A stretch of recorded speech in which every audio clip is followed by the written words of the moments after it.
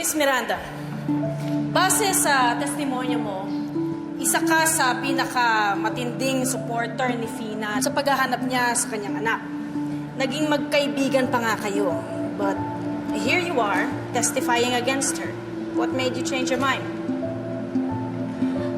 Gaya ng sinabi ko, I realized na wala na sa lugar ang kinikilos ni Fina. Iyan ba talaga ang totoo? O ginagawa mo ito bilang pabor sa anak mo? Is it true, Miss Miranda, na ikaw ang biological mother ni Attorney Juris Montelibano, also known as Iris Miranda? Oo, pero hindi naman yun ang dahilan kung bakit ako nandito. Totoo ba na masama ang loob sa'yo ng anak mo dahil inabandona mo siya noon at ginagawa mo ito bilang pagbawi sa pagkukulang mo? Objection, Your Honor. The line of questioning is without basis and irrelevant. Sustained. Move on to your next question, counsel. Miss Dolores, ano ba talaga ang totoong dahilan? Oo, anak ko si Juris. Pero ginagawa ko to hindi dahil doon. Nakita ko ang sarili ko kay Fina dahil katulad niya, nawalan din ako ng anak. Taon bago ko ito nahanap. Pero hindi ako kagaya niya na basta-basta na lang nangihidnap kung sinong bata.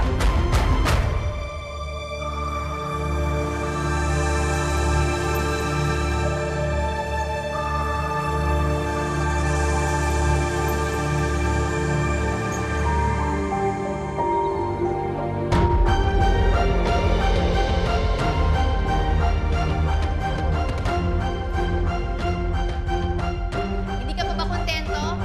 Pag-traitor mo sa akin, ha, Dolores? Tinuring kitang kaibigan. Let's go, Dolores. Saya ka na? Mabawi ka na sa anak ko? Kahit ibig sabihin nun, mawawala sa akin ang anak ko? Sana usigin ka ng konsensya mo. Hoy, huwag kang pa-victim. Kinidnap mo yung anak ko. Pare-pareho nating alam kung anong totoo. Ang totoo, kidnapper ka. Kaya mabubulok ka sa kulungan. Kung mamalasin ka nga, bitay pa, abutin mo. Yung criminal. Hindi akong kriminal. Kayo ang kriminal! Mga sinungaling kayo! Mga sinungaling!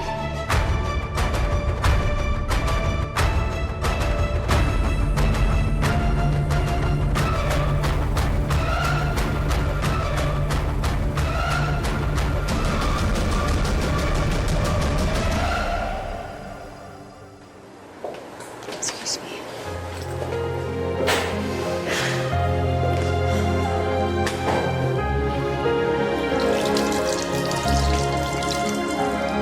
Pare-pareho nating alam kung anong totoo. Sana usigin ka ng konsensya mo.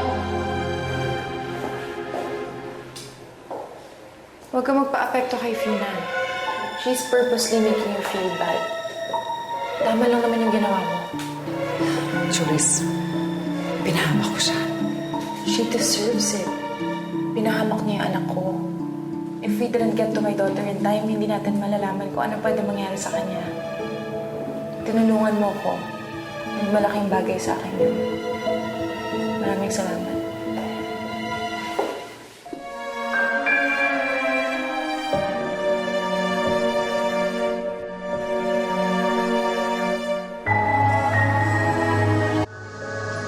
Nakakagulat na nagawa sa'yo ni Dolores yun.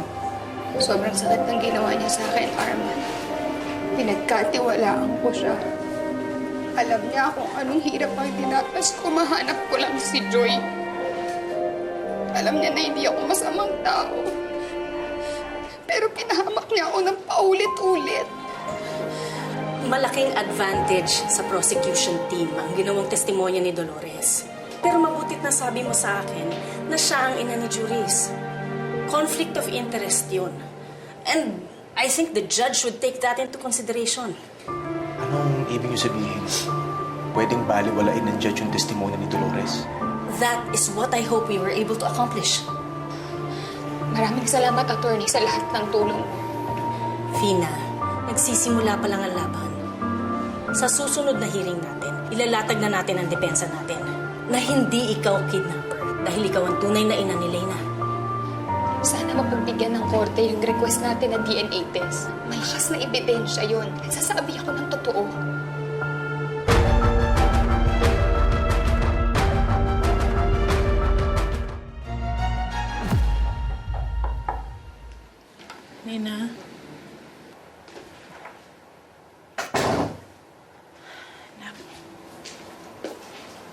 Gusto ko lang mag-sorry. Sorry kung nasigawan kita, ha? Hindi ko sinasadyang magalit. I'm sorry. Sorry din po, Mama.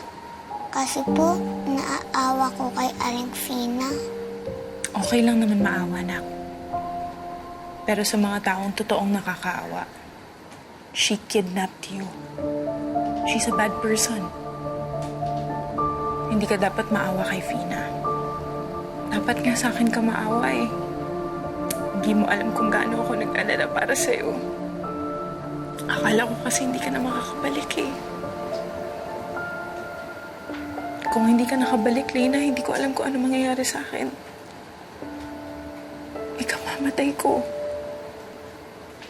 Huwag na po kayong umiyak, Mama. Nakabalik na nga po ako sa inyo eh.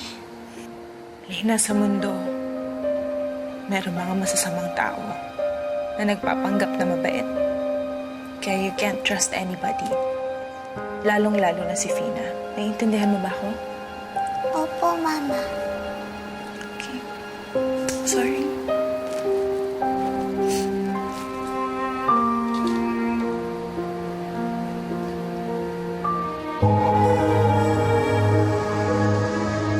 Your Honor, between Fina Banyaga and Leyna Montelibano, there's no harm in repeating the test. Given the circumstances, it's necessary. Buhay at kalayaan ng isang inang nakataya dito. Ang panibagong DNA test ang magiging pruweba ng katotohanan. Your Honor, ina rin po ako. Ina ako ng biniktima ni Filipina Banyaga. I appeal to you, Your Honor. Please, huwag na natin isubject ang anak ko to further trauma. My 6-year-old daughter has been kidnapped, hospitalized, and traumatized by this woman. In fact, she's still suffering. At masakit po para sa akin na makitang nasasaktan ang anak ko. Nahihirapan ang anak ko. Pinagbigyan na namin si Fina ng paulit-ulit. Pinagbigyan na namin siya ng DNA testing at siya mismo ang namili ng DNA testing center. She even asked for an appeal for a new DNA test. But that court denied her. I don't see why this court shouldn't do the same. I've heard both arguments. Base sa ebidensya at testimonyang isinumite ng magkabilang panig, hindi nagbabago ang desisyon ng korteng ito. Again, maaari niyong magamit ang bagong DNA test if the defense can explain the necessity of it. But for now, wala itong kabuluhan sa kaso. The defense's request is denied.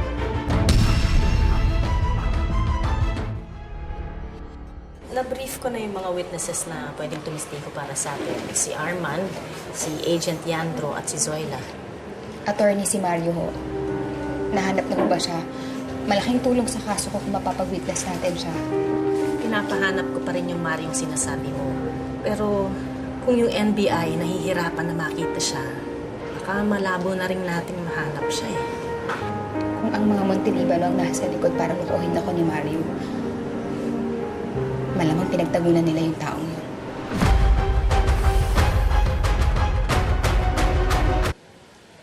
Totoo ba to?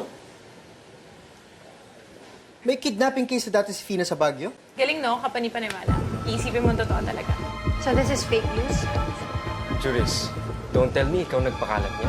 No, not me. Yung mga taong binayaran. Juris, that's foul. Kailan ka pa naging reyna ng mga troll? Ito. That's actually quite brilliant. 9,000 shares. Juris, anong kalokohan to? Libel na itong ginagawa mo. Hindi ka ba naawa kay Fina?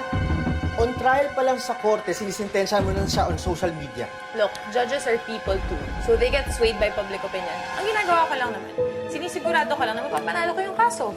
What? Is it wrong?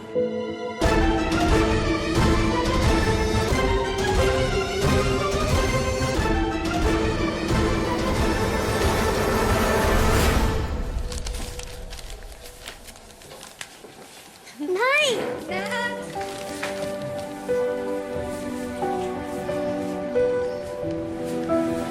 Ano yan? Bakit kami pasa dyan? Ano po ka nga, anak? Ano nangyari? O ate, sabi nila nakipag-away daw yan sa mga bata doon sa ampunan. Tatlo-tatlo pa daw yung inaway niya. Isa lang naman siya. Anak, bakit ganun? Ano nangyari? Kasi Nay, mga salbahe sila eh. Kung ano-ano sinasabi nila tungkol sa inyo. Kidnapper daw po kayo at dati daw po kayo taga-mental hospital. Saan galing yun? May kumakalat kasi online ate, mga fake news tungkol sa'yo. Kesyo daw, may kidnapping case ka na dati, na mental hospital ka na daw. So baka yung mga nakita ng mga nakaaway ni Noah sa ampunan. Pati nga po yung custody case niya laban kay Aling Maribel na ungkat.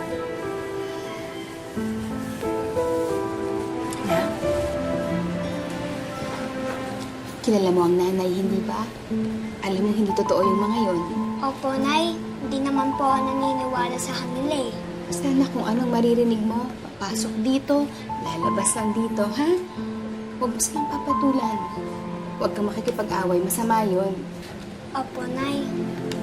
Grabe, Ate Fina, sikat na sikat ka na. Ginagawan ka na ng chismis eh. Malamang ate, sinadjust na nagkakalat ng mga fake news na yan para makasira sa kaso mo. Wala namang ibang gagawa niyan kundi sila lang ate.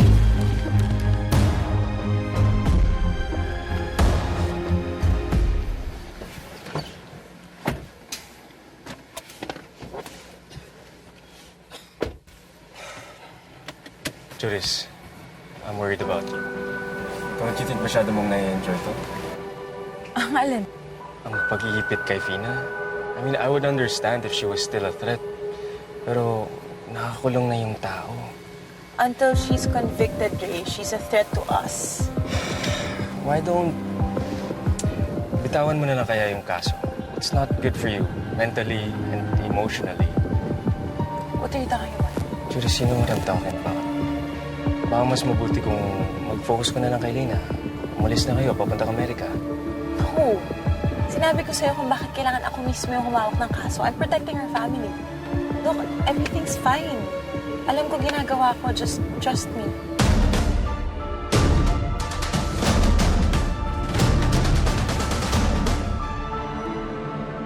May online petition para mapakonvict si Fina? 500,000 signatures na?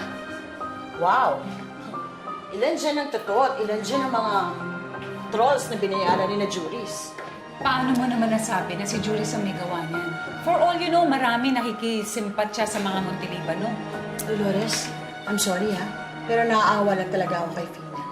Lugmok na nga, lalo pang tinatapak-tapakan ng ganito. At ang pinakamasakit doon, wala naman talaga siya kasalanan eh.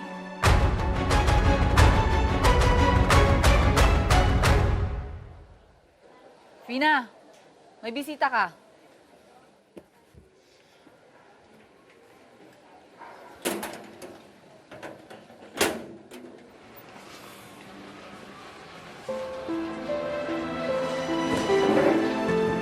Pina. Ako si Pedring. Pedring Suleiman. Ako ang tatay mo.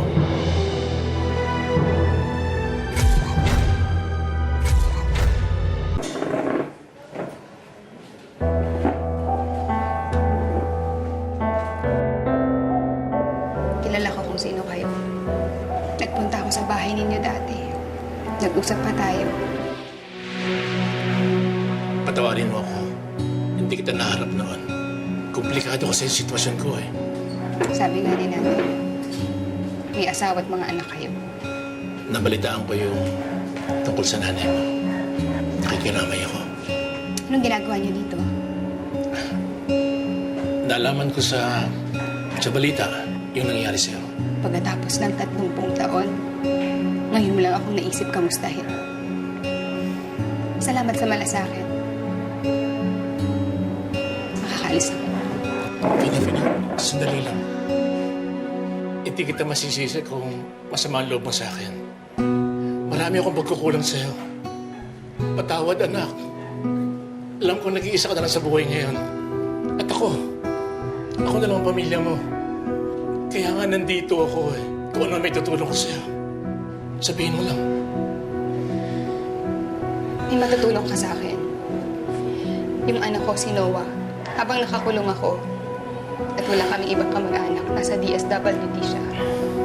Kung hindi ako makakalabas dito, ipapaampon siya sa iba. Gusto mong kunin ko yung anak mo? Kupkupin mo muna siya. May mga kaibigan ako na tutulong sa'yo para alagaan siya. Hindi ko naman gagawin to kung hindi lang talaga ako desperado ngayon eh. Pina, gusto kitang tulungan. Pero sa sitwasyon ko ngayon, hindi ganun kadali ang kupkupin ko ang bata. Hindi papayag ang pamilya mo. Naintindihan ko. Salamat na lang. Pina, tingnan ko kung ano magagawa ko para kay Noah.